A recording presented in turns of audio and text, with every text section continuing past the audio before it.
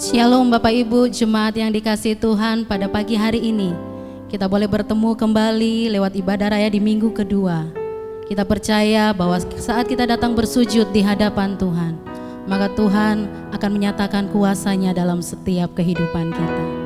Mari siapkan hati kita, mari kita menyembah Tuhan Raja di atas segala raja. Kita bersyukur buat kasih-Nya yang besar. Terima kasih Tuhan. Terima kasih Tuhan Yesus. Kami bersyukur kepadamu. Haleluya.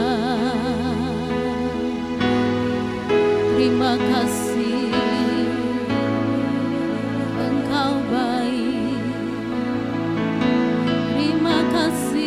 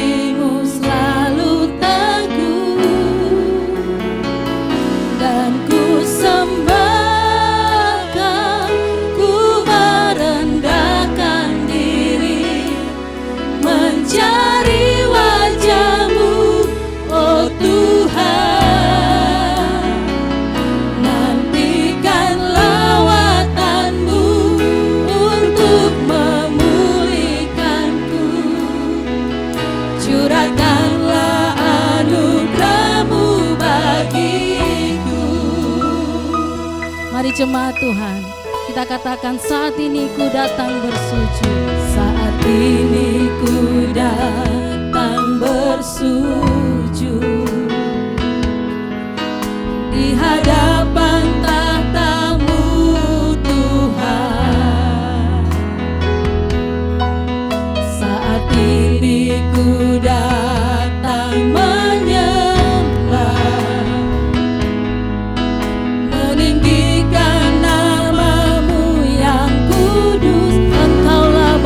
keselamatanku, Engkaulah batu keselamatanku, kota benteng dan perlindunganku. Saat ku di dalam kesesatan, ku tahu janji-Mu selalu, dan ku sembahkan, ku merendahkan diri, mencari wajah-Mu, oh Tuhan. Nantikan lawatan-Mu untuk memulihkanku, curahkanlah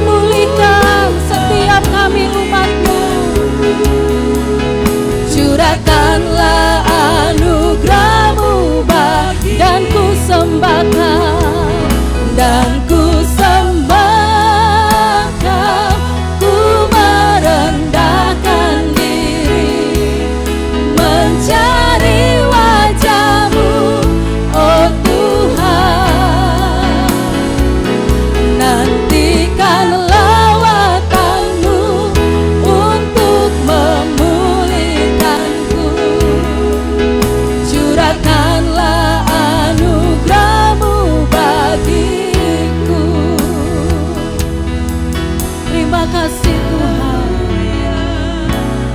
Ku kagum hormat akan Engkau. Ku kagum hormat akan Engkau. Kau Allah yang layak dipuji. Ku kagum akan Engkau. Ku kagum hormat. Ku kagum hormat akan Engkau. Ku kagum hormat akan Engkau. Kau Allah yang layak dipuji.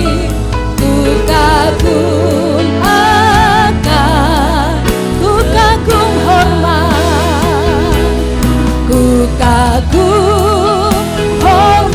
Kami kagum dan hormat akan Engkau Tuhan di pagi hari ini.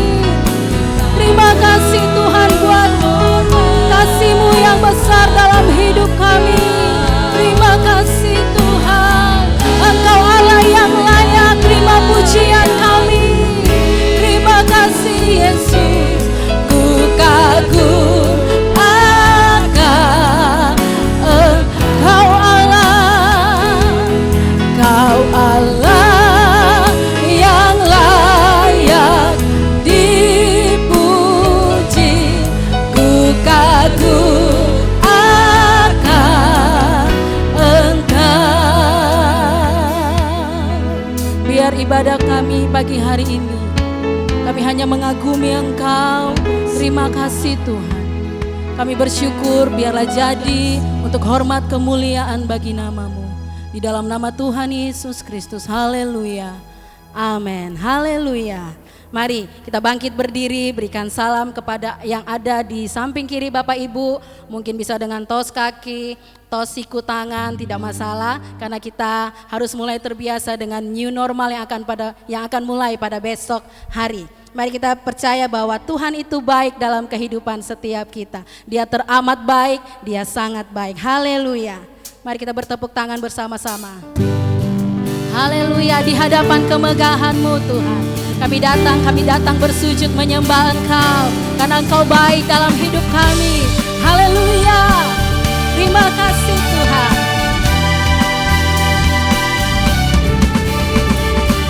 Hadapan kemegahan-Mu, ku datang menyembah-Mu, membawa hatiku, membawahi, ku teringat kasih setia-Mu.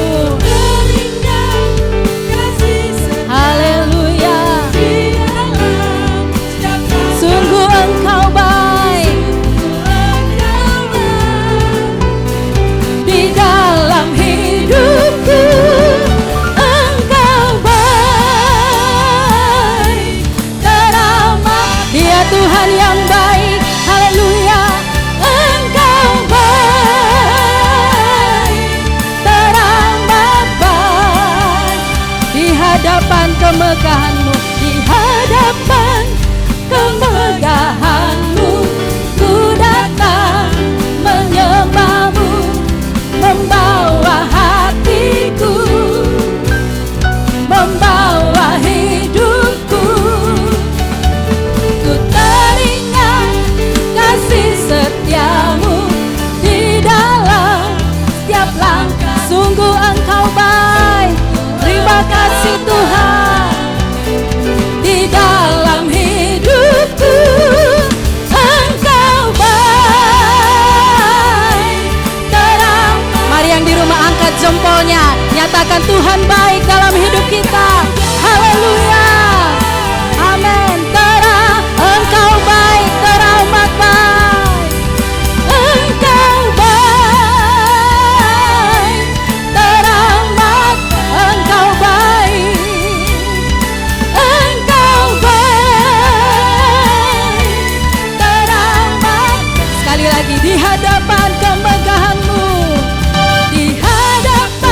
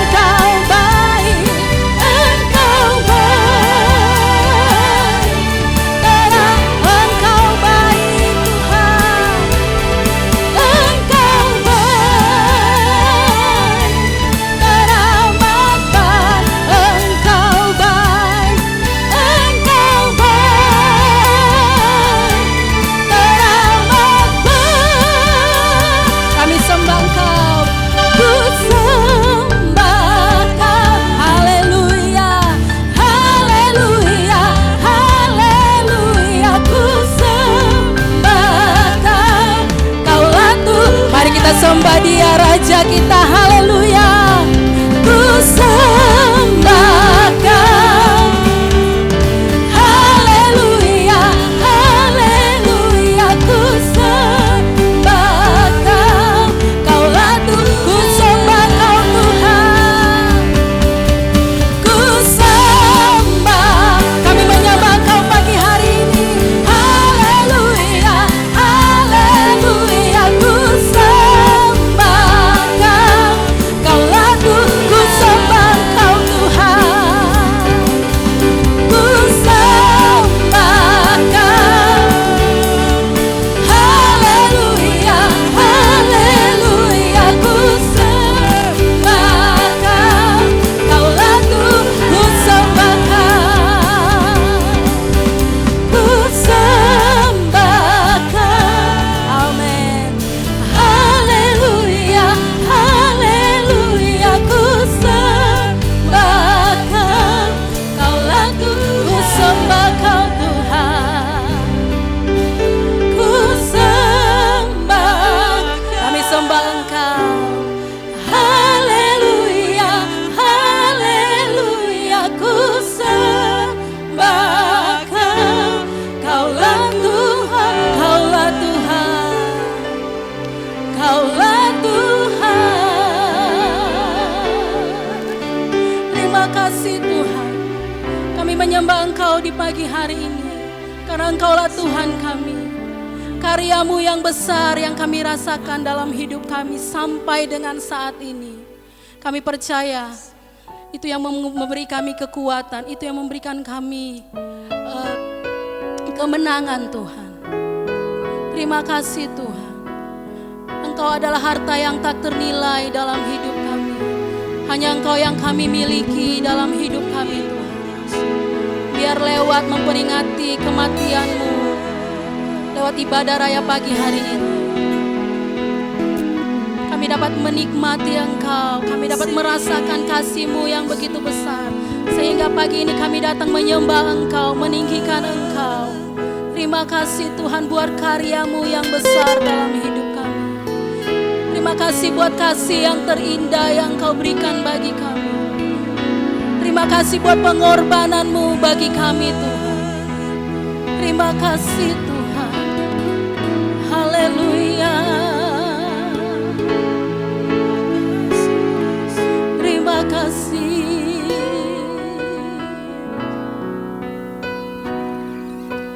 Kasih yang terindah, hati yang mulia, hanya ku temukan di dalam-Mu, Yesusku. Pujian dari hatiku selalu di setiap waktuku. Tiada pernah berubah kasih-Mu, kasih yang terindah, kasih yang terindah, hati yang mulia, hanya ku temukan di dalam-Mu, Yesusku. Pujian dari hatiku selalu di setiap waktuku. Tiada pernah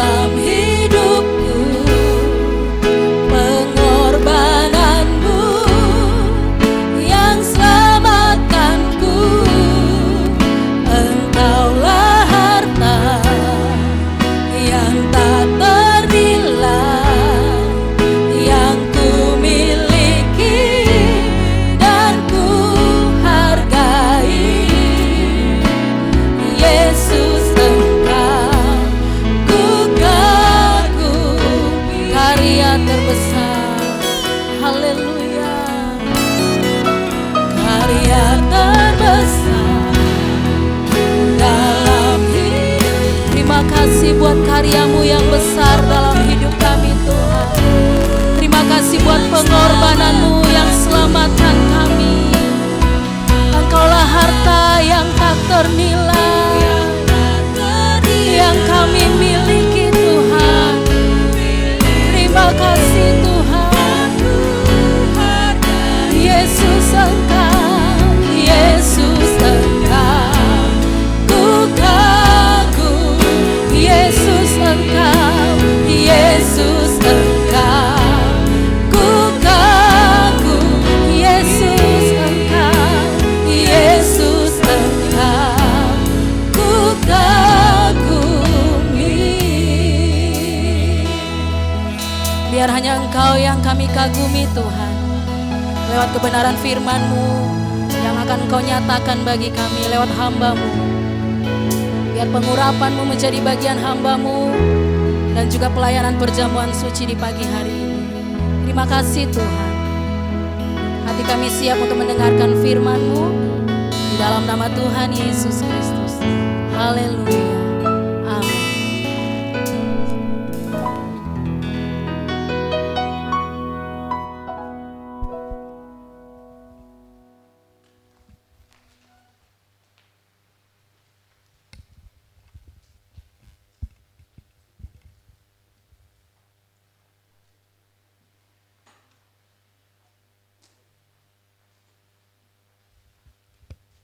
Baik, shalom semua, Bapak Ibu yang dikasihi Tuhan, anak-anak muda yang ada, mungkin termasuk anak-anak remaja. Salam jumpa dalam kasih Tuhan kita Yesus Kristus. Kita ada di minggu kedua di bulan Juni ini, dan minggu lalu kita belum melaksanakan perjamuan suci karena menyangkut alat kelengkapan dalam untuk perjamuan itu lagi kehabisan stok. Dan pagi hari ini, dalam minggu kedua ini kita akan melaksanakan itu. Dan Bapak Ibu bisa kasih perhatian lewat penyampaian pada pagi hari ini dari apa yang sudah saya bagikan kepada grup jemaat, bahwa pagi hari ini kita akan berbicara tentang kerajaan yang berdampak, karena di bulan Juni ini kita mengambil tema kecil kita, yaitu be an impact, menjadi berdampak, menjadi seorang pribadi yang berdampak. Dan pagi hari ini apa yang akan saya sampaikan ini sangat berhubungan dengan tentunya apa yang sudah dibagikan di minggu-minggu sebelumnya, termasuk pada kemarin tentang pemahaman kerajaan, pemahaman atau pengertian kita kerajaan, tentang kerajaan. Dan saat ini kita akan melihat tentang bagaimana kerajaan itu berdampak. Dan biarlah kita kasih perhatian Bapak Ibu, sehingga kita tidak kehilangan mata rantai dari apa yang kita sudah dengarkan sebelumnya. Karena memang kalau kita tidak dapat mengikuti, ada bagian-bagian yang kita tidak dapati, dan pada waktu kita mendengarkan seperti pada pagi hari ini, mungkin kita akan salah menangkap gambar besarnya, ya. Dia punya wawasan besarnya, sehingga kita akan mengalami mungkin kesulitan di dalam kita menangkap apa yang akan saya sharing pada pagi hari ini. Karena kita percaya bahwa kita baik secara pribadi maupun secara komunitas, karena Yesus sendiri yang berkata bahwa aku akan mendirikan jemaatku, ya, aku akan mendirikan jemaatku dan pintu alam maut tidak akan menguasainya. Dan kita sudah mengerti yang dimaksudkan oleh Yesus, dia akan mendirikan jemaatnya, yang dalam bahasa Inggris diterjemahkan gereja, gerejanya. Masih ingat beberapa minggu lalu dalam Empower Night yang kita bersama-sama dengan GPD Eklesia, maka kita sudah mengerti bahwa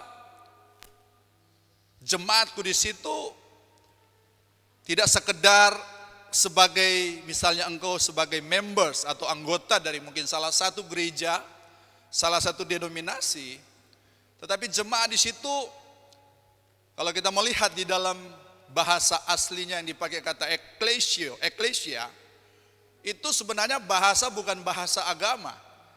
Eklesia itu adalah bahasa pemerintahan. Karena itulah sebabnya Bapak Ibu kenapa sampai selalu saya jelaskan kenapa Yesus lahirnya itu pada saat zaman pemerintahan Romawi. Ya. Sekali lagi, waktu manusia jatuh ke dalam dosa, kalau Tuhan mau cepat-cepat selesaikan dosa itu seharusnya manusia itu sudah ditebus di Kejadian pasal 4. Kenapa butuh ribuan tahun? Ya. Ada 4.000 tahun dari Adam sampai kepada Yesus di zaman pemerintahan Romawi yang memerintah di Palestina pada waktu itu. Kalau kita hubungkan dengan Galatia pasal 4 ayat yang keempat, dikatakan setelah genap waktunya, maka Yesus diutus. Genap waktu di sini bukan berbicara tentang jam, hari, bulan, atau tahun, tapi genap waktu ini, ya, a full of time ini, itu berbicara tentang pada saat semuanya itu sudah ada pada posisi yang tepat.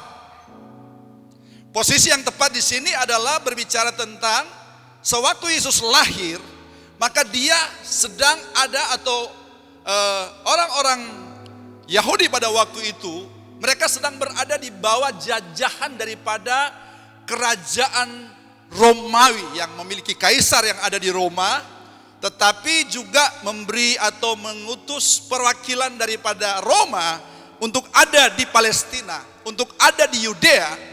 Dan kita tahu bahwa perwakilan kerajaan Romawi itu yang Yesus berhadapan waktu dia ditangkap, yaitu dengan gubernur Pontius Pilatus. Dan Yesus mengakui bahwa dia adalah raja, ya. Nah, sekali lagi saya review ya, supaya jemaat bisa nangkap lebih jelas nih.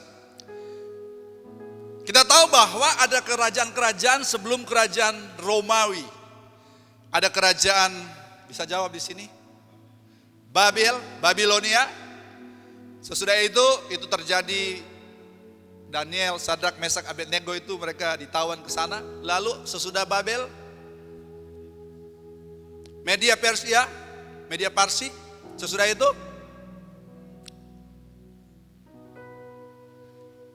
yang ketiga, sesuai dengan penglihatan Daniel, patung itu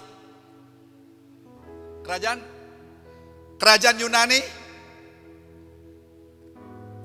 Dan kerajaan Yunani ini dikalahkan oleh kerajaan Romawi. Dan dengarkan, kerajaan Romawi inilah yang menjadi kerajaan yang hebat pada waktu itu, karena dia menguasai dunia sekitar 200 tahun.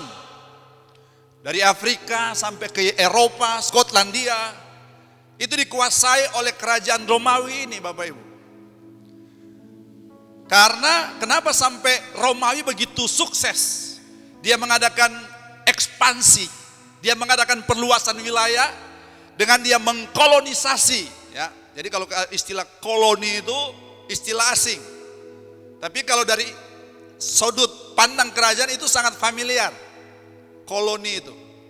Jadi mengkolonisme dalam tanda kutip itu menjajah. Seperti saya pernah sampaikan, ada yang menjajahnya itu mengambil semua hasil bumi dan dibawa ke daerah atau asal dari kerajaan itu.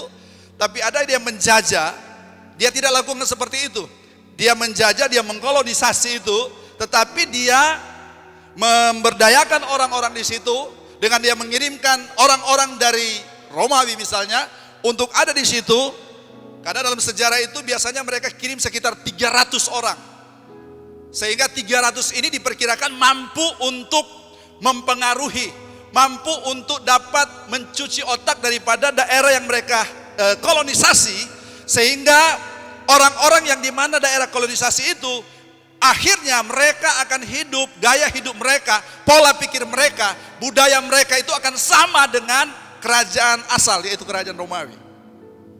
Makanya diutuslah ada gubernur Pontius Pilatus, gubernur Yudea, dan memastikan budaya yang ada di Roma sana itu terjadi di Palestina pada waktu itu. Konsep ini atau sistem ini oleh Tuhan melihat bahwa, saya pakai istilah rada mirip seperti sistem daripada kerajaan sorga. Sehingga diutuslah Yesus pada saat pemerintah kerajaan Romawi berkuasa di Palestina pada waktu itu. Apa maksudnya? Maksudnya apa? Pada waktu Yesus menyampaikan sesuatu, pada waktu Yesus mengajar tentang hidup, maka ada istilah-istilah yang Yesus angkat yang sesuai dengan istilah yang common, istilah yang biasa. Artinya bukan istilah asing, Bapak Ibu. Makanya kata eklesia itu adalah, itu kata, bukan kata agamawi. Kata eklesia itu sebenarnya itu istilah politik. Karena kalau kita belajar kemarin, eklesia itu orang-orang yang ditunjuk oleh raja dan menjadi suatu, katakanlah, kelompok khusus yang mereka menguasai berbagai bidang-bidang ilmu-ilmu, ya, disiplin ilmu yang dimana mereka ini kumpul menjadi, katakanlah, suatu kabinet, dan mereka menjadi kelompok khusus yang dimana orang-orang ini mengerti apa pikiran daripada raja, apa kemauan daripada raja, apa yang menjadi rencana daripada raja, sehingga lewat eklesia ini bisa menerjemahkan atau bisa menjadi jembatan, sehingga apa yang menjadi kehendak raja di atas segala raja itu bisa terjadi di daerah yang dikolonisasi. Nah, bumi ini adalah kolonisasi surga. Masih ingat? Kerajaan surga itu adalah invisible kingdom. Kerajaan yang tidak kelihatan. Walaupun itu tidak kelihatan, tetapi itu sangat apa? Sangat nyata. Sangat nyata. Makanya Yesus katakan kerajaan surga itu tidak bisa diindrai. Karena memang itu tidak kelihatan. Karena dia tidak kelihatan, maka Tuhan mau supaya itu dia menjadi kelihatan. Ini dia. Dan untuk menjadi kelihatan itu harus ada di tempat yang secara fisik, yang namanya bumi. Gitu. Sehingga kita tahu bahwa saudara dan saya sebagai eklesianya Tuhan, Tuhan sangat menghendaki lewat gereja, lewat jemaat, lewat eklesia ini, kerajaan sorga yang tidak bisa kelihatan itu bisa kelihatan melalui eklesianya Tuhan, yaitu saudara dan saya. Dan kita menjadi eklesianya Tuhan tidak lewat pemilihan. Makanya bedanya antara kerajaan dan demokrasi.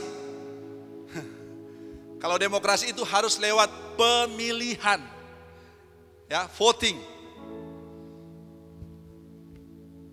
2019 kemarin negara kita mengadakan pemilihan presiden sekaligus pemilihan legislatif yang berlaku secara serentak bersamaan, yang namanya pemilu 2019. Dan kita pun memberikan hak suara kita untuk memilih baik anggota DPR RI, juga anggota DPRD provinsi maupun anggota DPRD tingkat 2 kabupaten dan kota. Untuk pusat itu ada juga yang namanya Dewan Perwakilan Daerah. Itu pun kita voting, kita pilih Bapak Ibu. Sehingga mereka ada di sana itu karena kita yang pilih. Dan mereka memperjuangkan kepentingan kita, rakyat, masyarakat. Bapak Ibu. Presiden pun dipilih. Ya. Dan itu hanya terjadi 5 tahun. Sesudah satu periode 5 tahun ini, kalau undang-undang kita kan untuk pemilihan presiden itu 2 kali saja. Presiden, gubernur, bupati atau wali kota. Jadi hanya 5 tahun. Sesudah itu diadakan pemilihan lagi. Ya. Dan akhirnya kalau dia terpilih, ya terpilih. Kalau tidak akan digantikan oleh orang lain. Presiden pun seperti itu. Dan dengarkan, membedakan antara raja dan presiden. Presiden tidak memiliki apa-apa secara properti, kepemilikan negara. Tidak, negara bukan miliknya. Tapi kalau raja itu dia memiliki penuh. Nah, waktu dia menunjuk eklesia kita, eklesianya, eklesia pertama masih ingat di mana? Eklesia yang pertama, Taman Eden, lewat Adam. Tapi satu Adam ini sebenarnya sudah ada seluruh manusia di situ. Ya, terjadi dia tidak taat, gagal, dan akhirnya Tuhan mau mengembalikan lagi itu dengan memilih, yaitu kita semua lewat kematian Yesus. Saya perlu perbaiki dalam khotbah saya berapa minggu lalu. Ada kata yang satu kata tapi sangat membuat arti yang sangat berbeda. Saya pakai istilah tujuan utama kedatangan Yesus. Kata utama itu sebenarnya yang dimaksudkan bukan utama, tujuan akhir kedatangan Yesus. Tujuan akhir, yaitu dia mengirimkan Roh Kudus. Makanya waktu Yesus naik ke surga, seperti janji kepada murid-murid, aku akan pergi dan aku akan mengirimkan apa? Seorang penolong yang lain. Jadi saya mohon maaf untuk kesalahan kata itu. Di pikiran akhir yang keluar utama. Tujuan akhir bukan tujuan utama. Nah, Bapak Ibu, mari kita kembali. Jadi kita lihat bahwa Tuhan Allah Raja itu dia menunjuk. Siapapun yang mau dia tunjuk. Dia tunjuk. Dia yang pilih. Kita kan jadi jemaat bukan lewat voting. Jadi gereja bukan lewat voting. Kita jadi gereja, jadi eklesia itu lewat waktu kita ambil keputusan. Menyadari bahwa status kewarganegaraan saya itu sudah dilakukan atau sudah diurus oleh Yesus lewat kematiannya di kayu salib. Itu yang terjadi status keimigrasian. Saya pakai istilah status keimigrasian. Nah, ini mungkin istilah-istilah yang sangat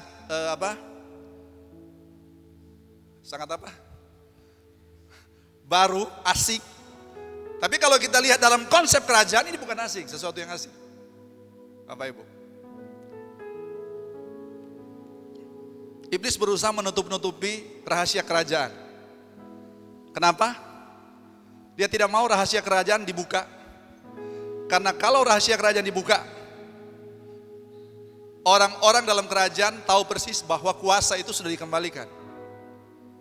Makanya waktu Adam dia tidak taat, Roh Kudus di-recall ke surga. Mandat yang diberikan kepada manusia sudah dijual oleh manusia kepada siapa? Kepada iblis. Masih ingat waktu Yesus dicobai sesudah dia berpuasa berapa hari? 40 hari 40 malam. Iblis datang mencoba Yesus, terus apa? Kalau kamu apa itu ada 3 yang dia coba Yesus. Dan salah satu, maka seluruh kerajaan akan kuberikan kepadamu.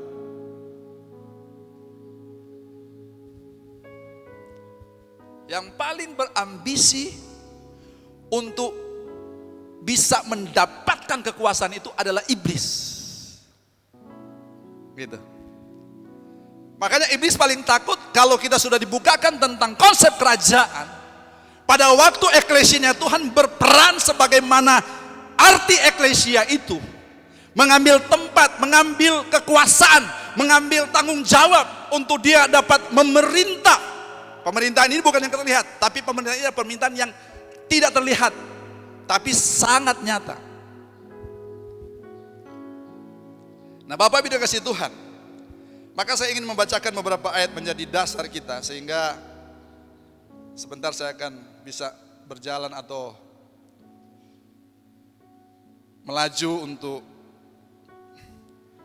sharing pada pagi hari ini.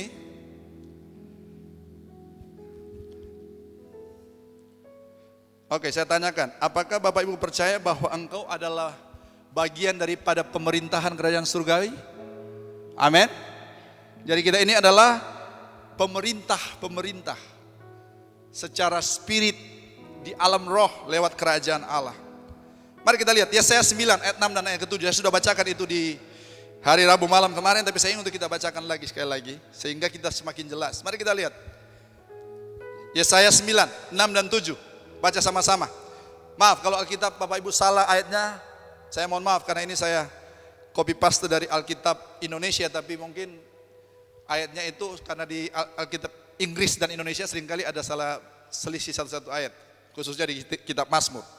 Yesaya pasal 9 6 7. Baca sama-sama. 1 2 3. Sebab seorang anak telah lahir untuk kita, seorang putra telah diberikan untuk kita. Lambang pemerintahan ada di atas bahunya. Oke. Lambang apa? Lambang pemerintahan. Ada kata pemerintah di sana. Ya. Government. Pemerintahan. Lambang pemerintahan ada di atas bahunya dan namanya disebutkan orang Penasihat ajaib, Allah yang perkasa, Bapa yang kekal, Raja damai. Lanjut 2 3. Besar apa? Berkuasaannya dan damai sejahtera tidak akan berkesudahan di atas tahta Daud dan di dalam kerajaannya, karena ia mendasarkan dan mengokohkannya dengan keadilan dan kebenaran dari sekarang sampai selama-lamanya. Kecemburuan Tuhan semesta alam akan melakukan hal ini. Jadi lihat, nubuatan saja tentang kelahiran Yesus itu sudah jelas bahwa di atas bahunya itu dia memikul yang namanya pemerintahan. Kenapa? Karena inilah dia raja, segala raja, Bapak Ibu. Berikut lagi, Efesus pasal 3 ayat 9 sampai dengan ayat yang ke-12. Baca sama, 1, 2, 3. Dan untuk menyatakan apa isi tugas penyelenggaraan rahasia yang telah berabad-abad tersembunyi dalam Allah yang menciptakan segala sesuatu, supaya sekarang oleh jemaat diberitahukan pelbagai ragam hikmat Allah kepada pemerintah-pemerintah dan penguasa-penguasa di surga. Lanjut 2 3. Sesuai dengan maksud abadi. Maksud abadi, sabar. Maksud abadi itu tujuan awal dari Tuhan. Ya, maksud abadi yang tetap sama, yang telah dilaksanakannya dalam Kristus Yesus Tuhan kita.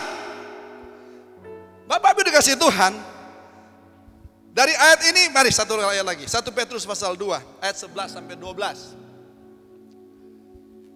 1 Petrus 2. Oke, saya bacakan. Bisa? Mari saya bacakan. 2. Nah, mari. 2, 3. Saudara-saudaraku yang kekasih, aku menasihati kamu supaya sebagai pendatang dan perantau, kamu jangan menjauhkan diri dari keinginan-keinginan daging yang berjuang melawan jiwa. Milikilah cara hidup yang baik di tengah-tengah bangsa-bangsa bukan Yahudi, supaya apabila mereka memfitnah kamu sebagai orang durjana, mereka dapat melihat dari perbuatan-perbuatanmu yang baik dan memuliakan.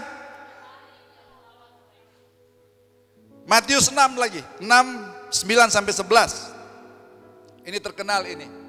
Doa yang diajarkan Yesus. 1, Ini dia. 2, 3. Karena itu berdoalah demikian, Bapa kami yang di sorga, dikuduskanlah namamu. Next. 2, 3. Datanglah kerajaanmu, jadilah kehendakmu di bumi seperti di surga. Jadi Tuhan mau supaya apa menjadi kehendak Tuhan yang ada di surga bisa terjadi di bumi. Yang dimana Tuhan katakan bahwa supaya kerajaan itu datang, pemerintahan itu datang. Bapak Ibu. Jadi kalau selama ini mungkin kita jemaat, selama ini kita hanya berpikir kita terima Yesus, kita diselamatkan, dan kita melakukan tanggung jawab kita sebagai mungkin kepala keluarga di rumah, sekolah apa semua, dan kita siap untuk kita menanti kedatangan Tuhan.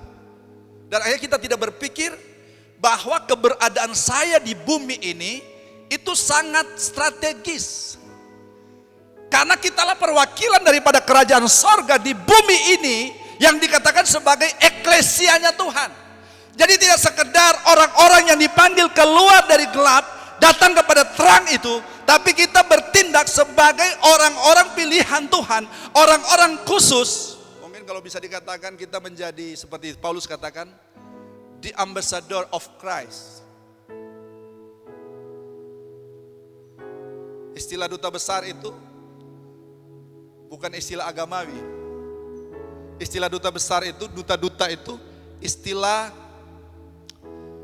pemerintahan, diplomat.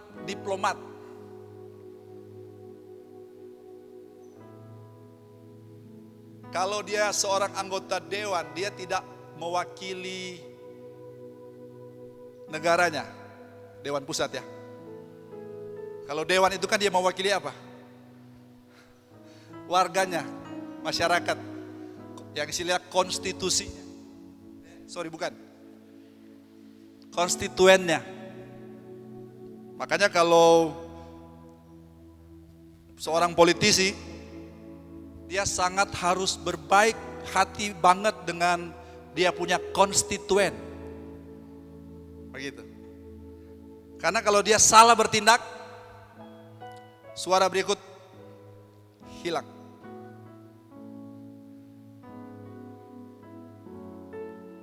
Saya pribadi ya, dalam konteks sebagai warga negara, saya berikan hak suara saya pilih. Kalau dalam konteks gereja ya memang juga kita pimpinan gereja kita juga lewat pemilihan. Walaupun dalam kenyataan yang terjadi dalam pemilihan tersebut juga itu terjadi praktek-praktek yang mirip sama dengan yang terjadi di dunia politik pemerintahan. Itu terjadi seperti itu. Tapi dalam kerajaan, seorang duta besar itu dia bukan dipilih. Seorang duta besar itu ditunjuk oleh raja. Hak prerogatif Presiden Joko Widodo, dia menunjuk duta-duta besar. Bukan dipilih. Mungkin dia akan minta masukan dari DPR.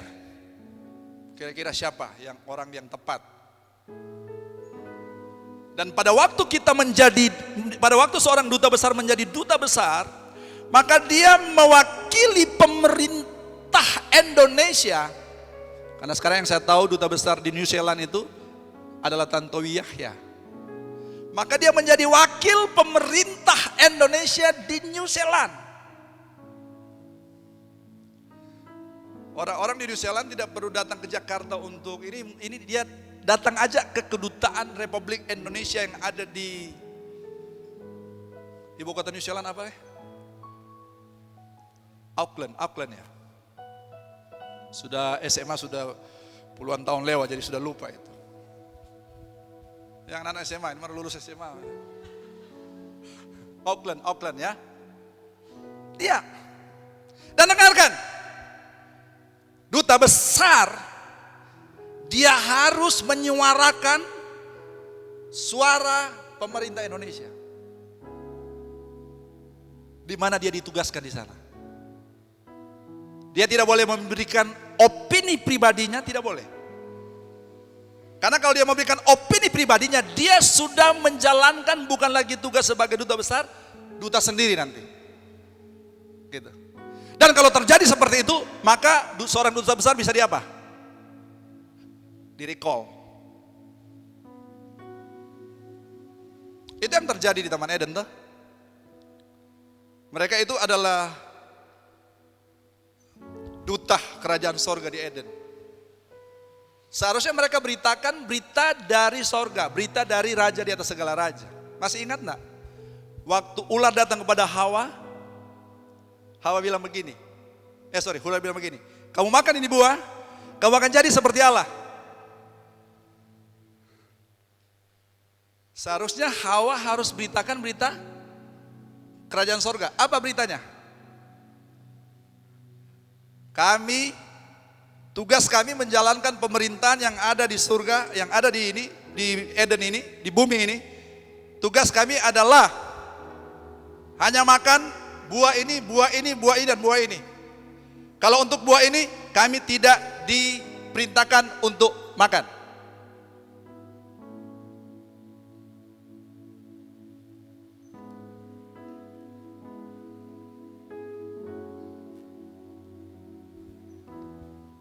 Maka kalau kita sebagai gereja, eklesia, maka kita pun harus betul-betul sadar diri kita. Sadar diri bahwa kita ini adalah perwakilan kerajaan sorga di bumi ini.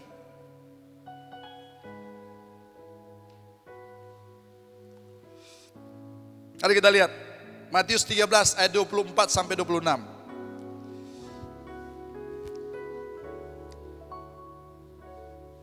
Oke, mari baca bersama. 1, 2, 3. Yesus membentangkan suatu perumpamaan lain lagi kepada mereka. Katanya, sabar sampai di sana. Kita lihat semua pengajaran Yesus, semua yang disampaikan Yesus berkisar di apa? Kerajaan sorga. Dia memberikan perumpamaan pun selalu dikatakan tentang kerajaan sorga. Baca hal kerajaan 2, 3. Hal kerajaan sorga itu seumpama orang yang menaburkan benih yang baik di ladangnya. Tetapi pada waktu semua orang tidur, datanglah musuh menaburkan benih lalang di antara gandum itu, lalu pergi. Ketika gandum itu tumbuh dan mulai berbulir, nampak jugalah lalang itu. Lanjut. Maka datanglah hamba-hamba tuan ladang itu kepadanya dan berkata, bukankah benih baik yang Tuhan taburkan di ladang Tuhan? Dari manakah lalang itu? Jawab 2, 3. Jawab Tuhan itu, seorang musuh yang melakukannya. Lalu berkatalah hamba-hamba itu kepadanya, jadi maukah Tuhan supaya kami pergi mencabut lalang itu? 2, 3. Tapi ia berkata, jangan, sebab mungkin gandum itu ikut tercabut pada waktu kamu mencabut lalang itu. 2, 3. Biarkanlah keduanya tumbuh bersama sampai waktu menuai. Pada waktu itu aku akan berkata kepada para penuai, kumpulkanlah dahulu lalang itu dan ikatlah berkas-berkas untuk dibakar. Kemudian kumpulkanlah gandum itu ke dalam lumbungku. Oke, sampai di sana. Bapak Ibu, ini gambaran tentang keberadaan kita di bumi ini yang bagaikan gandum. Lalang ini adalah orang-orang yang belum dibukakan akan nilai kerajaan, konsep kerajaan. Orang-orang yang belum mendapatkan status kewarganegaraan mereka. Makanya kita ada di bumi ini bersama-sama dengan mereka, bukan kita sekedar hanya berdampingan dengan mereka, tapi ada maksud Tuhan untuk kita menjadi duta kerajaan Allah, untuk supaya kerajaan ini berdampak bagi lalang-lalang tadi.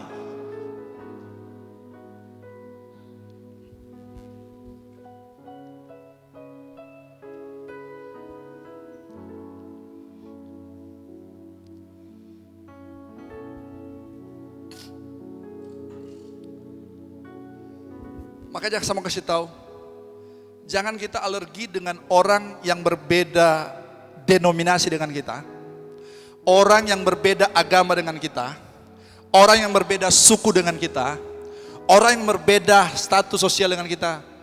Jangan kita alergi. Karena untuk itulah kita ada di bumi ini saat ini. Untuk apa? Untuk engkau bisa memberikan dampak kerajaan kepada mereka.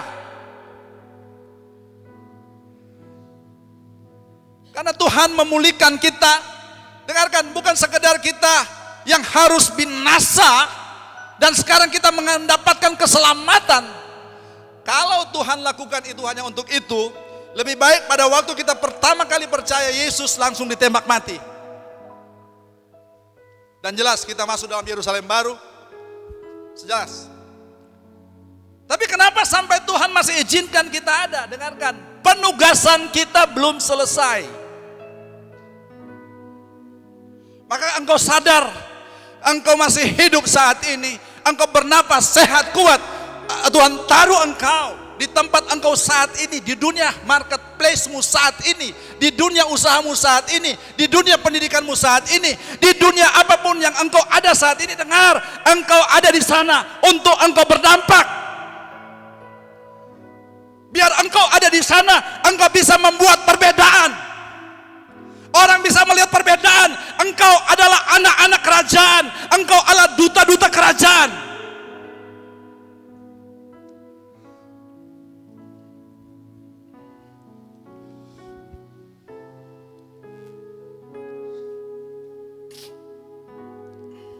Makanya Bapak Ibu, perluasan wilayah ke bumi ini, kolonisasi yang terjadi di bumi ini, itulah yang mendasari seluruh tindakan pelayanan pekerjaan penebusan daripada Yesus Kristus.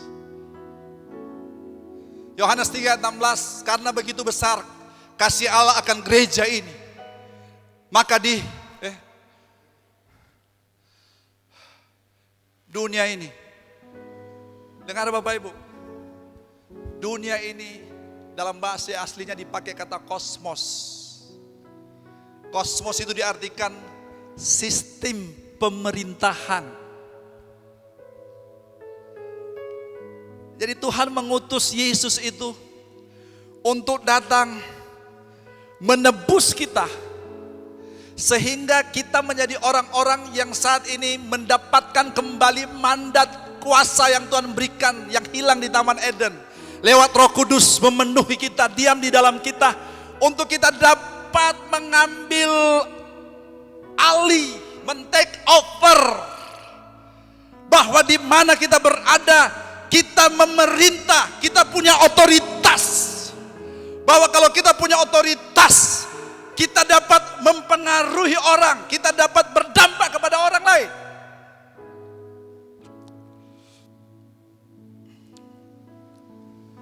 Kenapa? Karena memang tujuan Allah untuk Dia menguasai bumi, supaya semua budaya surga itu, kebiasaan-kebiasaan surga itu bisa menjadi kenyataan di bumi ini.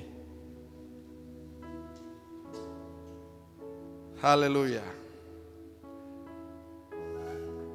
Mari kita lihat pagi hari ini sebelum saya akhiri, manifestasi kerajaan yang dimana itulah yang membuat kita bisa berdampak, itulah yang membuat kita bisa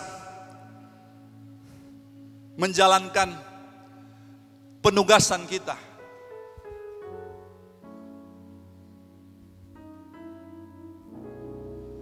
Manifestasi daripada kerajaan Allah lewat budaya, kebiasaan-kebiasaan.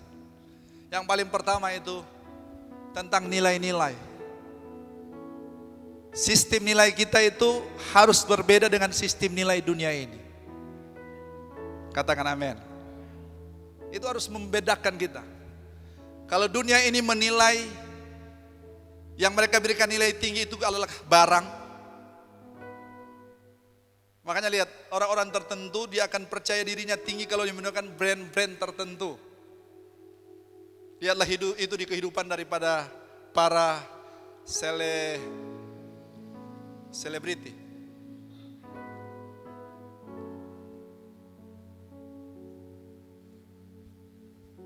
Kalau mereka foto, usahakan dia punya logo daripada brand itu bisa terlihat. Ya, benar. Kalau dia punya ikat pinggang begini, ada logo H-nya itu merek terkenal. Orang Manado bilang silet itu Hermes, kalau silet Hermes. Tapi ini Hermes gitu loh. Karena nilainya itu diukur daripada apa? Yang dia pakai. Penampilannya, Bapak Ibu. Nah inilah yang membedakan budaya kerajaan ada pada kita atau tidak. Maka kita sebagai duta-duta kerajaan, kalau nilai kita di barang, bukan daripada nilai kita bahwa kita adalah pribadi yang sudah dibaharui, kita sudah dipulihkan, maka berapa banyak orang yang hidupnya membenci dirinya sendiri. Kenapa? Karena dia merasa tidak bernilai, karena dia merasa dia jelek, karena dia merasa bahwa dia tidak bisa mungkin dengan orang-orang yang lain. Nah itulah yang jadi kesulitan kita, makanya kita bisa stres, kita bisa kecewa. Saya pernah sampaikan tentang bagaimana kita mengukur keberhasilan kita.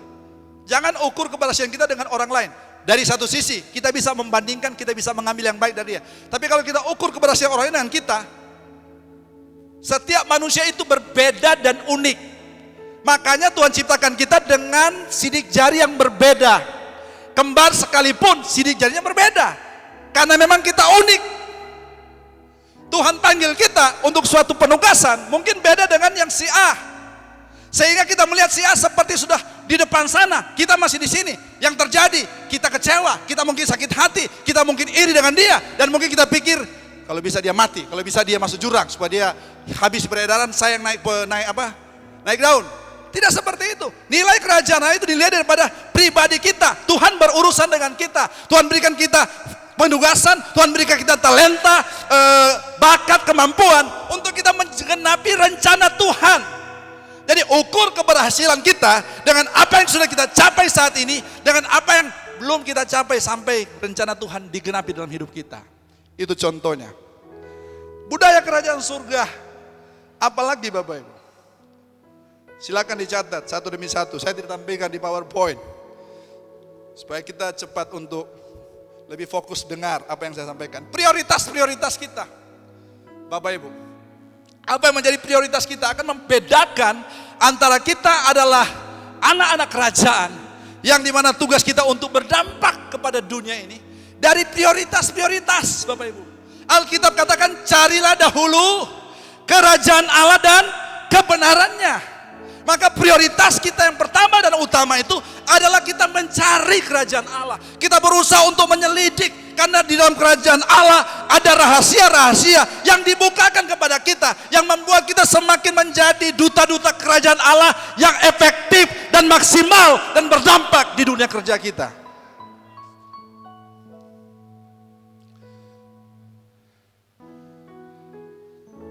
Kalau ada ibadah dengan pas waktu itu jam nonton sepak bola, pilih yang mana? Di situ akan menentukan prioritas kita itu di mana. Halo para penggemar sepak bola, Barcelona menang 4-0.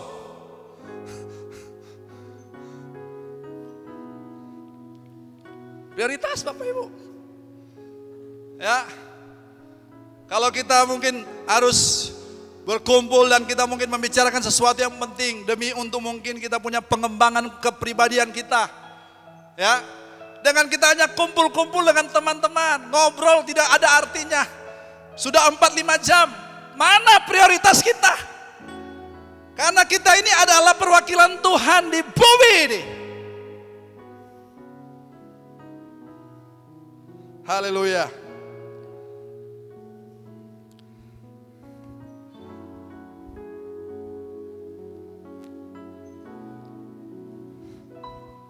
Apalagi Bapak Ibu, standar-standar. Kita harus menetapkan standar. Kita harus menetapkan standar hidup kita. Kalau kita tidak tetapkan standar, maka kita bisa gaya bebas. Halo? Kita harus tetapkan standar.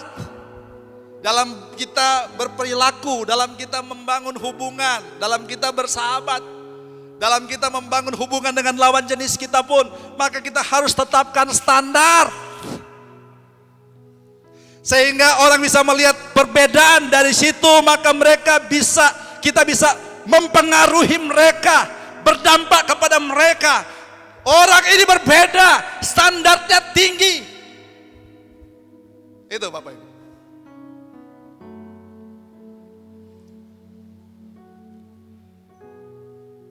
Yang di rumah katakan amin. Yang di rumah saja. Saya tidak dengar. Sambil tarik nafas panjang. Lepas. Haleluya. Apalagi Bapak Ibu, moralitas. Ini. Maka kita harus tetap berhubungan dengan Roh Kudus.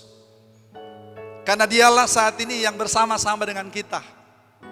Makanya kalau saya katakan Roh Kudus saat ini di bumi ini adalah pribadi yang paling penting, yaitu karena dia sekarang bersama-sama dengan kita. Dia ada di dalam kita. Maka kita harus senantiasa berhubungan dengan Roh Kudus.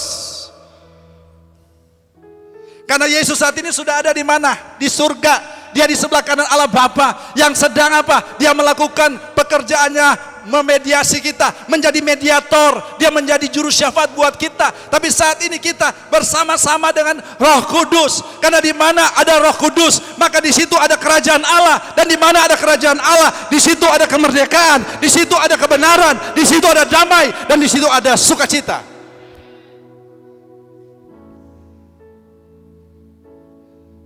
Moralitas. Karena hari-hari ini moralitas itu sudah begitu sangat jatuh Bapak Ibu.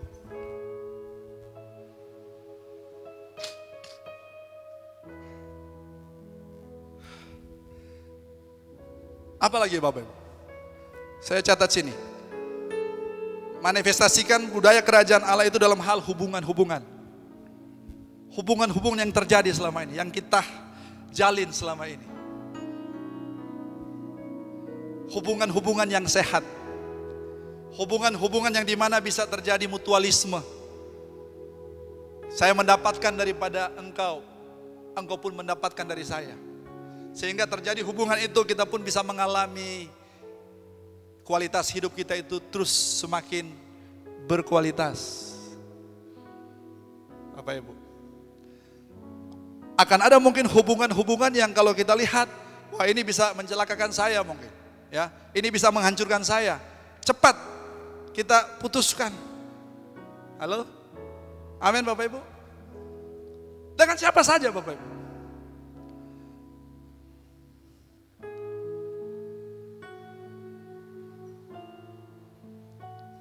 Oke, saya cepat-cepat saja. Jam berapa sekarang? Jam 9 lewat. Berikut sikap-sikap. Singkirkan saja ini. Sikap. Ada statement berkata bahwa attitude is more attitude is more important than aptitude. Sikap itu lebih penting daripada skill kita. Sikap itu lebih penting daripada kecakapan kita. Sikap itu lebih penting daripada bakat kita. Sikap, ya, attitude kita. Bagaimana sikap-sikap kita dalam seluruh kondisi keadaan yang terjadi dalam hidup kita, itu akan dapat menentukan bahwa kita ini menjadi perwakilan kerajaan Allah di bumi ini. Waktu kita mengikuti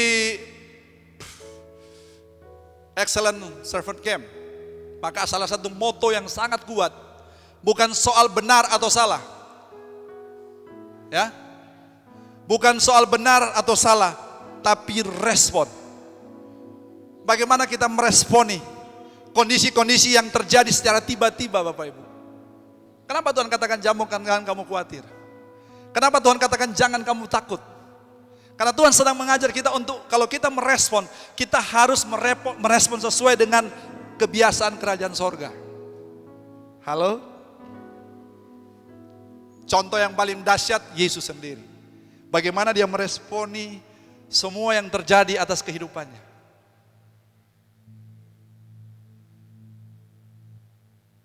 Waktu dia di atas kayu salib, doanya cuma satu. Tentang tentara-tentara yang menangkap. Apa doanya? Ampunilah mereka, sebab mereka tidak tahu apa yang mereka perbuat. Kalau Yesus mau ikut maunya aja, tidak sesuai dengan konsep kerajaan. Dia itu Allah, betul tidak? Waktu mereka mau tangkap dia, lalu Yesus itu dengarkan, saking karena dia tidak terkenalnya. Kalau mau dibandingkan masih Atta Halilintar lebih terkenal daripada Yesus waktu itu. Karena mungkin kalau Yesus subscribers mungkin sedikit. Atta Halilintar sekarang sudah 23 juta. Oke, saya dengar ini. Saya omong seperti ini gambaran. Sehingga bilang lagi ini Atta lebih terkenal daripada Yesus. Tidak. Tapi maksudnya gini. Waktu mereka mau tangkap Yesus, ini tentara-tentara tidak kenal siapa Yesus. Karena memang Yesus dia bukan show force, dia bukan orang yang seperti yang sekarang ini artinya mau tunjukkan, tidak. Karena dia tahu cara kerja kerajaan Allah itu seperti ragi. Sehingga orang tidak tahu, sehingga waktu itu mana itu Yesus? Kalau tidak salah waktu itu katakan akulah. Orang itu apa? Dia jatuh. Kira-kira waktu tentara mau tangkap Yesus dan dia langsung lakukan seperti yang itu, akulah dia. Tentaranya bisa apa? Jatuh semua. Terlalu bisa. Tapi dengarkan, karena dia sedang menjalankan misi surga waktu itu, maka yang dia lakukan itu sikap-sikap, respon-respon sesuai dengan nilai-nilai surga. Makanya sekarang engkau yang ada saya jemaat Tuhan, kalau ada orang mungkin yang usil, orang yang mungkin yang ini dengan kamu, yang tidak suka dengan kamu, mungkin yang fitnah kamu, mungkin yang suka mungkin jelek-jelekan kamu, respon kita seperti apa? Itulah yang menentukan bahwa kita ini adalah duta-duta Kristus.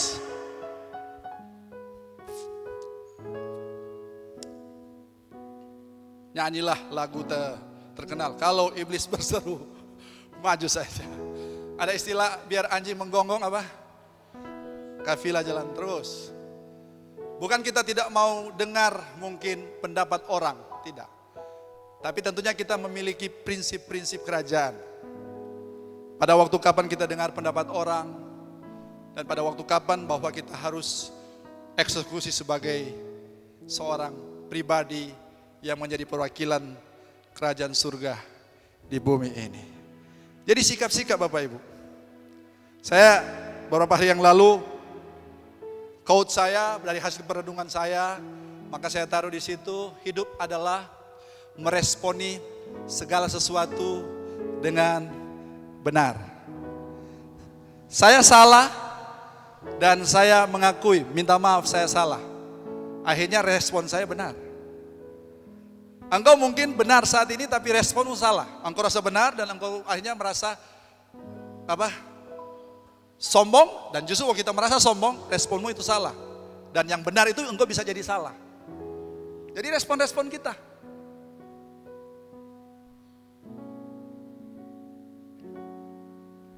Bagaimana orang sebut kita punya muka model kayak kode, nggak usah tersinggung.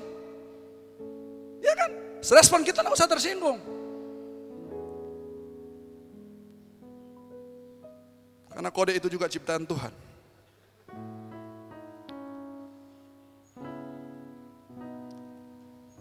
Saya sering katakan kan, masih ingat jemaat, dengar yang buat kita, yang ciptakan kita siapa, dia omong apa, itu betul. Tapi kalau orang lain omong itu bisa salah, karena dia juga sama-sama ciptaan. Sekali lagi katakan, sesama ciptaan tidak boleh saling menilai. Haleluya. Sikap-sikap. Sekarang pakaian-pakaian. Ini dia. Sebagai perwakilan kerajaan Allah, untuk kita berdampak, kita pun akan bisa dibedakan antara kita sebagai anak-anak kerajaan dan anak-anak dunia ini. Lewat apa? Lewat pakaian. Haleluya. Tempatkan pakaian-pakaian itu pada konteksnya. Tentunya ke tempat pesta kita tidak pakai daster. Walaupun orang bule lakukan itu. Karena beda budaya. Haleluya. Ya kan? pada tempatnya. Jadi kita harus berpakaian pun kita harus pastikan bahwa kita berpakaian ini orang pun akan diberkati. Itulah. Rasa-rasa aja berkaca, yang rock itu berkaca aja lah, gitu kan. Berkaca. Rasanya aman apa semua. Karena kalau kita pakai yang aneh-aneh, akhirnya kita yang jadi manusia aneh. Orang ada duduk diam, kita yang bingung karena berusaha membuat pertahanan diri gitu kan. Dari hal pakaian. Apalagi untuk yang membedakan kita itu ada dari hal makanan. Kalau kita anak-anak kerajaan, konsep kerajaan itu kita harus makan makanan yang sehat.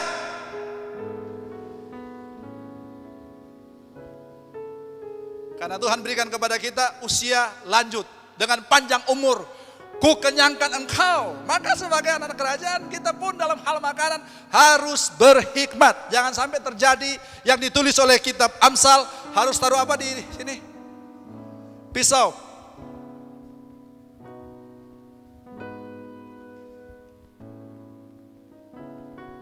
Karena kita kalau makan kan yang jadi ukurannya itu enak. Ya kan? Enak Oh ya kan? Kita tidak pernah berpikir yang jadi ukurannya itu sehat. Saya tidak pernah dengar orang waktu dia makan lalu bilang, wih ini makanan itu sehat lalu. Gitu kan? Tidak. Makanya sebagai anak kerajaan kita pun harus berdampak dalam hal makanan. Kalau ada teman kita yang hari-harinya dia makan yang lemak-lemak apa semua, masuklah bilang kalau kamu mau umur panjang, penugasanmu masih panjang, harus makan. Tapi kita harus kasih contoh. Jangan kita juga pelaku di lapangan. Oke. Apalagi minuman. Ya, air putih, karena ada air putih yang berbeda, warnanya juga putih. Ya, harus dibedakan di situ. Kita minum air putih dengan ada minum air putih yang di dalamnya ada punya kekuatan yang dahsyat. Harus dibedakan Bapak Ibu. Kita harus benar-benar. Saya pernah waktu masih remaja, anak pendeta dan di mana-mana ya harus jaga sikap, image. Tapi satu saat karena teman-teman ganggu terus Bapak Ibu. Ya saya mungkin sudah sampaikan di sini. Kalau di Manado itu cap tikus, kalau di sini apa? Moke, sopi. Saya tidak minum di cangkir, saya pompa. Gelas langsung begini. Mereka takut, kaget mereka. Saya mau tunjuk aja bahwa cuma mau lewat sini kan terlalu bisa, betul tidak? Walaupun waktu saya pulang, noe juga. Sampai rumah tidur seagak ini. Tapi maksudnya Bapak Ibu kita, itu saya bukan karena saya, cuman mau dalam tanda kutip, bisa. Semua bisa. Tapi saya memutuskan untuk apa? Tidak, kenapa? Menyangkut kesehatan saya. Itu. Termasuk jemaat sini yang dengar ini yang mungkin masih suka merokok. Kalau engkau tahu bahwa engkau adalah anak kerajaan, engkau tahu ini bisa merusak tubuhmu, maka hari ini dalam nama Yesus buang itu rokok. Gantikan itu dengan permen speed yang mint. Gitu. Kalau asam-asam itu beli Winston. Kalau tidak ada Winston, minyak kayu putih taruh di ini.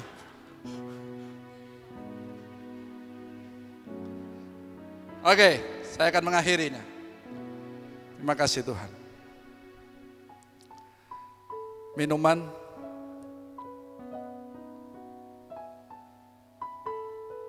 Tanggapan sudah tadi? Sudah. Sampai sini. Tuhan memberkati kita. Biarlah kita menjadi gereja yang berdampak, pribadi yang berdampak lewat contoh-contoh tadi yang dimana kita bisa highlight itu, ambil itu dan kita mulai sekarang melihat hidup kita. Saya ada di sini, tidak kebetulan. Engkau ada di keluarga ini, engkau ada di instansi ini, engkau ada di tempat usaha ini. Itu tidak kebetulan. Masih ingat Ragi? Ya. Harus dilepaskan daripada dia punya paket pembungkusnya supaya dia bisa berdampak. Maka Bapak Ibu jangan menutup diri. Engkau ada dimanapun, tunjukkan bahwa engkau adalah perwakilan kerajaan Allah di bumi ini. bahwa kerajaan itu adalah kerajaan yang berdampak. Tuhan dipermuliakan. Mari para musik maju ke depan, singers. Hidup ini adalah kesempatan. Hidup ini adalah kesempatan. Hidup ini untuk melayani Tuhan. Jangan sia-sia apa yang Tuhan beri. Hidup ini harus jadi berkat. Sekali lagi katakan, hidup ini adalah kesempatan. Hidup ini untuk melayani Tuhan. Jangan sia-siakan apa yang Tuhan beri. Hidup ini harus jadi berkat. Oh Tuhan, oh Tuhan, pakailah hidupku selagi aku masih kuat. Oh, bila saatnya nanti ku tak berdaya lagi, hidup ini sudah jadi berkat. Kita adalah eklesianya Tuhan. Kita adalah bagian daripada kabinet kerajaan Allah yang Tuhan sudah taruh tempatkan kita di dunia kita hari-hari ini. Lagu ini katakan, hidup ini mau jadi berkat. Hidup ini mau berdampak. Hidup ini mau supaya dapat orang lain juga dapat mendapatkan berkat kerajaan lewat kehidupan kita. Karena mereka sedang berteriak hari-hari ini. Mereka sedang mencari solusi buat masalah mereka. Mereka sedang mengalami tekanan. Mereka sedang mencari arti hidup mereka. Mereka sedang mencari tujuan hidup mereka. Yang mereka coba dapatkan mungkin dari barang yang mereka pakai, dari materi yang mereka miliki, dari posisi yang mereka ada saat ini. Tapi mereka tidak mendapatkan itu. Bahwa kepuasan itu hanya dapat diberikan kalau kita ada dalam kerajaan Allah. Kalau kita ada dalam kerajaan yang dimana rajanya adalah raja damai. Rajanya itu raja yang dapat memberikan kelegaan, yang memberikan Tuhan kesentosan. Maka Tuhan memakai setiap kita pagi hari ini. Kalau engkau selama ini pasif, kalau engkau selama ini hanya berdiam diri, engkau dengarkan kebenaran ini, kerajaan Allah harus berdampak. Maka engkau mulai berbicara, engkau mulai menyampaikan berita kerajaan Allah, engkau mulai bersikap seperti nilai-nilai kerajaan Allah, engkau mulai bertindak seperti budaya kerajaan Allah, engkau mulai berperilaku seperti budaya kerajaan Allah. Dan lihat di situ, engkau jadi berkat. Engkau temukan arti hidupmu, engkau temukan tujuan hidupmu. Oh Tuhan, seberapa banyak yang mendengar ini, seberapa banyak yang menyaksikan ini Tuhan. Biarlah kerajaan Allah ada atas kami. Biarlah kerajaan bekerja di atas kami, di dalam kami Tuhan. Dan biarlah kerajaan Allah itu termanifestasi lewat hidup kami, untuk supaya hidup kami berdampak Tuhan. Terima kasih Bapa, Engkau meteraikan kebenaran pada pagi hari. Kami siap untuk kami ambil bagian dalam perjamuan Tuhan pagi hari. Engkau mengurapi hamba-hambamu, mengurapi para orang tua yang ada di rumah saat ini, mengurapi bapak-bapak, mengurapi ibu-ibu, mengurapi kakak-kakak, ataupun mengurapi opa dan oma yang ada di rumah saat ini, yang dimana mereka pun akan melayani anggota keluarga yang ada sementara di rumah saat ini. Aku berdoa biarlah urapan tubuh Kristus turun ke atas hamba-hambamu, termasuk yang ada di gedung gereja ini Tuhan. Sehingga waktu itu dibagikan, urapan kerajaan itu turun, urapan tubuh Kristus itu turun, kesatuan turun atas setiap kami. Walaupun kami terpisah secara tempat, tapi kami ada satu di dalam roh. Haleluya. Urapi kami semua Tuhan. Kami siap pada pagi hari ini, dalam nama Tuhan Yesus Kristus. Ayo berdoa. Haleluya. Amin. Kita nyanyikan lagi pujian tadi terus. Dan silakan Bapak Ibu, opa oma atau kakak-kakak yang ada di rumah, karena mungkin orang tua tidak ada dan hanya ada kakak, mungkin ada adik-adik, silakan layani adik-adik kita dan kita nyanyikan pujian ini. Hidup ini adalah kesempatan, hidup ini untuk melayani Tuhan. Jangan sia-siakan waktu yang Tuhan beri. Hidup ini harus jadi berkat. Sekali lagi, hidup ini adalah kesempatan. Hidup ini untuk melayani Tuhan. Jangan sia-siakan waktu yang Tuhan beri. Hidup ini harus jadi berkat. Oh Tuhan, oh Tuhan, pakailah hidupku selagi aku masih kuat. Bila saatnya nanti ku tak berdaya lagi, Hidup ini sudah jadi berkat. Sekali lagi, hidup ini adalah kesempatan. Hidup ini untuk melayani Tuhan.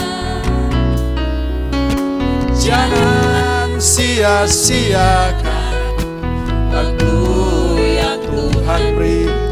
Hidup ini harus jadi berkat. Oh Tuhan, oh Tuhan, pakailah hidupku selagi aku masih kuat.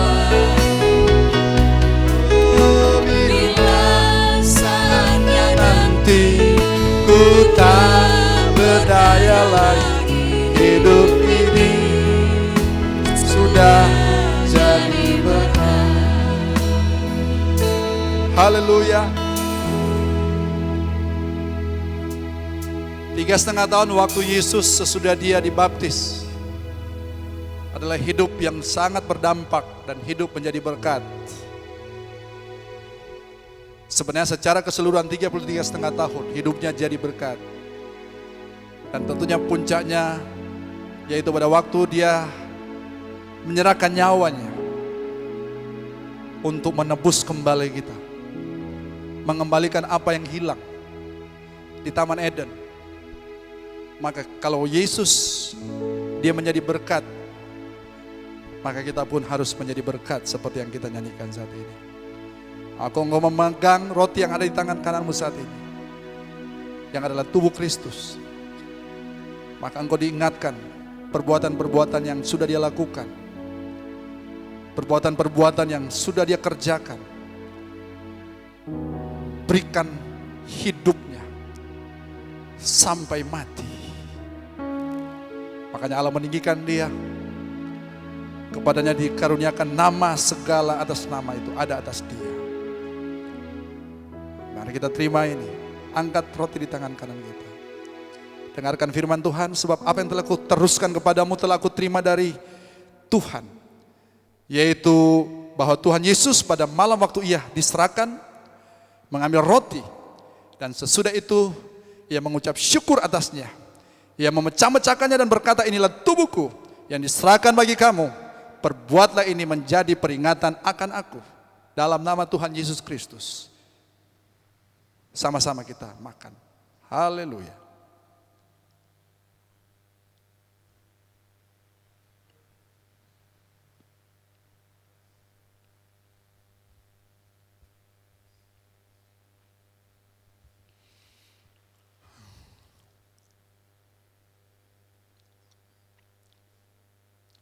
Makasih Tuhan.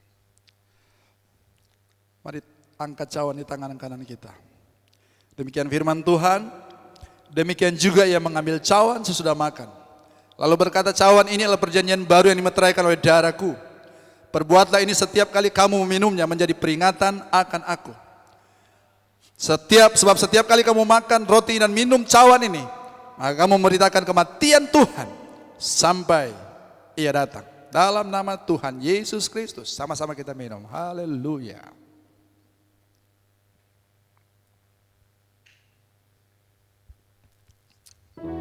Terima kasih Tuhan. Mari bersyukur. Bersyukur. Terima kasih Tuhan. Bersyukur.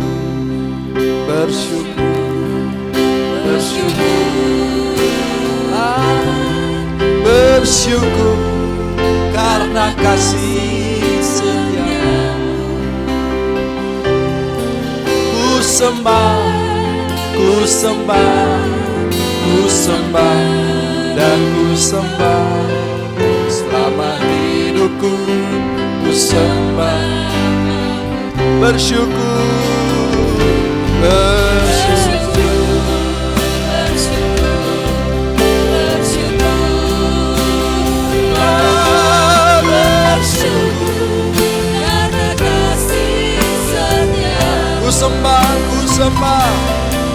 Ku sembah dan ku sembah selama hidupku. Ku sembah Kau, selama hidupku ku sembah Kau Tuhan. Selama hidupku ku sembah. Sekali lagi, selama hidupku. Selama hidupku ku sembah Kau Tuhan.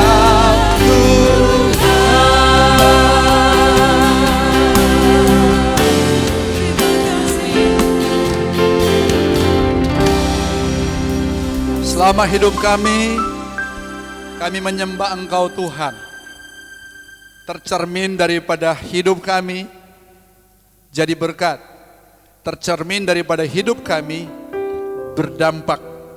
Karena kerajaan yang Allah yang ada dalam diri kami, kerajaan itu yang dapat dibagikan kepada siapapun, siapa saja, di mana saja, dan kapan saja. Diberkati setiap yang kami sudah lakukan pada pagi hari ini. Dan bagian kami saat ini memberikan persembahan Engkau meniti tempat yang maha tinggi Tuhan. Dalam nama Tuhan Yesus Kristus kami berdoa. Dan semua kita berkata, amin. Tuhan memberkati kita. Puji Tuhan saudara, kita telah diberkati oleh kebenaran firman Tuhan. Yang merasa diberkati, yang di rumah bisa lambaikan tangan, berikan senyum di samping kiri kanan. Haleluya, haleluya. Mari kita akan memberikan persembahan satu pujian untuk Tuhan. Sambil bertepuk tangan, kita mau bernyanyi untuk Tuhan. Kasih yang begitu besar.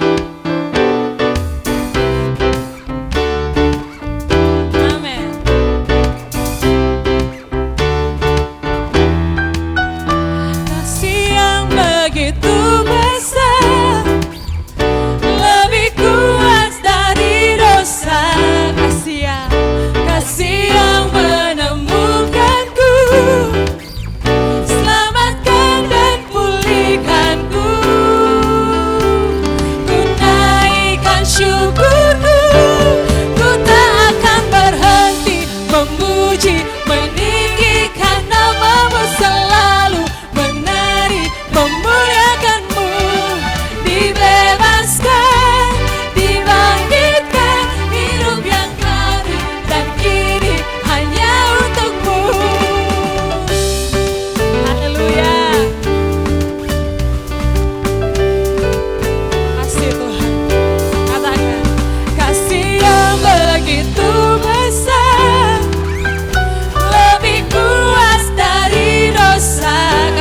telah menemukanku. Kasih yang menemukanku, selamatkan dan pulihkan. Mari kita naikkan syukur Tuhan. Ku naikkan syukurku, ku tak akan berhenti memuji, meninggikan namamu selalu, menari, memuliakanmu. Dibebaskan, dibangkitkan, hidup yang kau beri dan kini hanya untukmu. Ku kan menari, memuji, meninggikan namamu selalu. Haleluya Tuhan. Dibebaskan, dibangkitkan, hidup yang kau beri dan kini hanya untukmu. Amin. Terima kasih Tuhan. Tuhan Yesus memberkati setiap persembahan kita. Dan selanjutnya saya serahkan kepada Bapak Gembala. Baik, Bapak Ibu, kita ada di penghujung ibadah raya kita. Tapi beberapa info yang bisa Bapak Ibu beri perhatian. Mungkin pertama, bagi jemaat silakan menyangkut apa yang saya share. Kalau ada pertanyaan yang perlu Bapak Ibu tanyakan, silakan bisa diinikan ke grup jemaat. Silakan di grup jemaat atau langsung WA ke saya langsung. Silakan untuk supaya Bapak Ibu, kalau mungkin ada yang masih belum terlalu jelas apa, silakan. Karena beberapa khotbah saya itu saya harus sampaikan ini untuk supaya kalau ada pertanyaan-pertanyaan yang mungkin yang perlu untuk mau disampaikan, maka silakan lewat media yang sudah tersedia. Kemudian kedua, bahwa mulai besok sudah menjadi keputusan daripada pemerintah untuk yang namanya kenormalan baru atau new normal di seluruh Indonesia ya. Sehingga termasuk dalam gereja-gereja pun sudah diizinkan untuk bisa beribadah di gedung. Bahwa teman-teman dari Gemik juga beberapa sudah mereka ibadah. Kalau saya naik tadi saya lihat baik di Getsemani maupun Nel. Nah, kita akan memulai minggu depan, tapi daripada hasil kesepakatan daripada para pemimpin dalam pertemuan beberapa hari yang lalu, maka kita akan buat untuk dijadwalkan setiap minggu karena memang new normal tapi dengan protokol kesehatan yang sudah baku, yang sudah kita tahu bersama bahwa mesti bermasker, cuci tangan, tetap jaga jarak. Jadi kursi pun nanti kita akan atur sesuai dengan protokol kesehatan. Maka untuk minggu depan itu nanti dijadwalkan dari fellowship area Lais Manekat, ya Lais Manekat, dan tentunya ingat nanti akan ini ke grup tentang dia punya protokol kesehatannya maupun juga siapa-siapa aja, karena kalau dia orang-orang lanjut usia dalam kondisi juga kesehatan yang sudah terganggu, maka ada lebih baik ada di rumah karena kita ibadah minggu depan tetap kita akan live streaming atau online. Jadi seperti itu, maka siapkan mentalitas dalam new normal ini, ya. Tidak ada yang berubah, tetap sama. Dia punya kondisi yang ada, tapi mungkin dia punya kebiasaan yang selama ini kita sering di rumah, banyak di rumah, dan sekarang kita mulai keluar kandang sekarang, ya. Dan tetap berdoa supaya kuasa darah anak domba Allah melindungi kita sehingga kita pun tetap terjaga dan kita pun tetap terlindungi. Dan yang kami hasilkan minggu lalu juga bahwa kalau ada mungkin yang karena dia tidak punya fasilitas media untuk dia bisa ikut lewat online atau live streaming, maka bisa dia langsung datang ke gereja saja walaupun dia bukan dari Lais Manekat. Terima kasih banyak untuk tim pemuji, pemusik semua dan tim media yang ada pada pagi hari ini, termasuk ada beberapa jemaat juga yang hadir karena memang ya datang sama-sama di sini. Tuhan memberkati kita semua dan mari kita akan mengakhiri ibadah raya kita pada pagi hari ini dan kita akan jumpa juga dalam Empower Night pada hari Rabu nanti malam sama-sama dalam live streaming pada hari Rabu malam nanti. Saya kira itu saja. Tuhan, ada dua anak-anak generasi baru yang hadir saat ini juga sama-sama, yaitu adik Sasa dan adik Naisa. Tuhan memberkati generasi baru ini. Baik, kita nyanyikan Sebab Kau Besar, perbuatanmu ajaib, tiada yang seperti Engkau. Sebab Kau besar, perbuatanmu ajaib, tiada seperti Engkau. Tiada seperti Engkau. Sebab Kau besar, perbuatanmu ajaib, tiada seperti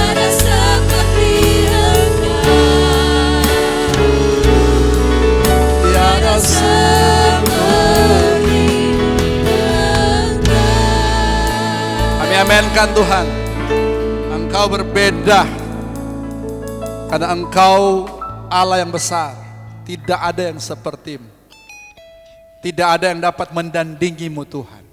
Maka kami bangga karena kami ada dalam satu kerajaan yang dipimpin oleh Raja Kemuliaan, di mana kerajaan itu adalah kerajaan yang tidak tergoncangkan. Terima kasih buat kehormatan Engkau menjadikan kami duta-duta kerajaan, duta-duta Kristus. Biar kami yang mendengar firman saat ini, maka kami semakin diteguhkan bahwa kami adalah perwakilan kerajaan sorga di bumi ini, di tempat kami bekerja, di keluarga kami, di mana saja, di dunia di mana kami ada hari-hari kami. Apa yang sudah kami lakukan pagi hari ini, Tuhan dipermuliakan. Kami berdoa pagi hari buat jemaat Tuhan yang kebetulan hari ini berulang tahun. Biar berkat umur panjang jadi bagian mereka, kesehatan jadi bagian mereka. Demikian juga yang akan mereka lalui di minggu berjalan ini, termasuk keluarga-keluarga yang berulang tahun pernikahan, diberkati setiap keluarga pribadi. Sehingga dari apa yang Tuhan anugerahkan usia kepada mereka, mereka akan semakin terus mengadari penugasan mereka di bumi untuk mereka dapat menjadi berkat sampai Tuhan panggil kami pulang. Terima kasih Tuhan, terpuji bagi nama-Mu. Setiap apa yang sudah kami letakkan, baik persembahan maupun milik-Mu Tuhan, biarlah Engkau yang menilik, Engkau yang menumbuhkan, dan Engkau hasilkan buah-buah. Semuanya itu bermuara untuk mempermuliakan nama-Mu. Buka tingkap langit, curahkan berkat, dan biarlah Engkau halau setiap belalang yang dapat merusak, merugikan kami, menghancurkan kami. Semuanya kami aman karena kami ada dalam perlindungan-Mu. Teristimewa dalam kebijakan pemerintah mulai besok kembali dengan kondisi yang normal, new normal Tuhan. Maka saat ini seluruh jemaat Tuhan, mulai dari orang-orang tua, senior yang ada sampai kepada anak-anak kecil, termasuk bayi-bayi yang ada, kami berdoa biarlah mereka semua, kami semua dilindungi oleh Tuhan. Karena kami percaya bahwa kami ada dalam kerajaan yang tidak tergoncangkan, kerajaan yang mampu melindungi kami daripada setiap Tuhan serangan-serangan daripada virus-virus. Kami tetap melakukan apa yang menjadi tanggung jawab kami, menjaga pola hidup sehat, berolahraga, kami memakai masker, kami mencuci tangan, kami menjaga jarak Tuhan, dan kami yakin bahwa kami akan mengalami perlindungan yang dari Tuhan sendiri. Diberkati buat minggu berjalan ini, diberkati buat jemaat Tuhan dalam pekerjaan kami, usaha kami, profesi kami, pelayanan, apa saja Engkau buat berhasil. Semua yang kami kerjakan Tuhan dipermuliakan, semua yang kami jamah Tuhan buat itu semua berhasil. Itulah janji firman-Mu kepada kami sebagai anak-anak kerajaan. Kami berjalan dalam perjanjian kerajaan ini Tuhan, sampai Engkau datang pada kali yang kedua. Terima kasih Tuhan. Kami berdoa buat pemerintah, Engkau berkati untuk presiden dan wakil presiden dan seluruh kabinet yang ada, untuk kebijakan-kebijakan mereka menyangkut seluruh Indonesia. Dan juga para gubernur, bupati, wali kota diberkati, khususnya buat di NTT, Bapak Gubernur, Wakil Gubernur, staf-staf yang ada, di dinas-dinas yang ada Tuhan, diberkati mereka semua dengan hikmat marifat Tuhan, sehingga ada kebijakan-kebijakan yang semuanya bermuara masyarakat mengalami Tuhan kesejahteraan, keadilan, kemakmuran. Demikian juga untuk Tuhan kota kami, kota Kupang, kami berdoa buat Pak Wali Kota, Pak Wakil Wali Kota, dan seluruh pejabat-pejabat di kota ini Tuhan, sampai di kelurahan, biarlah mereka juga diberkati Tuhan, dilindungilah seluruh kehidupan mereka, keluarga mereka Tuhan. Dan apa yang mereka lakukan buat kami masyarakat di kota Kupang ini, Engkau juga yang menilik dari tempat yang maha tinggi. Khusus buat kelurahan Sikumana diberkati, mulai daripada lurah sampai kepada seluruh bagian-bagian terkecil daripada institusi di lurah Sikumana ini Tuhan. Dan biarlah kelurahan ini juga menjadi kelurahan yang diberkati oleh Tuhan. Kami mengucap syukur untuk pagi hari ini. Dan kami akan mengakhiri untuk ibadah online kami. Mari semua kita tadahkan kedua tangan kita. Dari tempat yang maha tinggi, Tuhan memberkati engkau. Dan Tuhan melindungi engkau. Tuhan menyinari engkau dengan wajahnya dan memberi engkau kasih karunia. Dan Tuhan menghadapkan wajahnya kepadamu dan memberi engkau damai sejahtera yang tidak bisa diberikan oleh dunia ini, tapi damai sejahtera yang hanya ada di dalam nama Tuhan Yesus Kristus. Berkat Allah Bapa, Allah Anak, dan Allah Roh Kudus menjadi bagian kita semua di dalam nama Tuhan Yesus Kristus. Haleluya. Dan semua kita yang diberkati Tuhan, sama-sama kita katakan amin. God bless you. Happy Sunday. Saling bersalaman secara jarak jauh. Tuhan memberkati kita.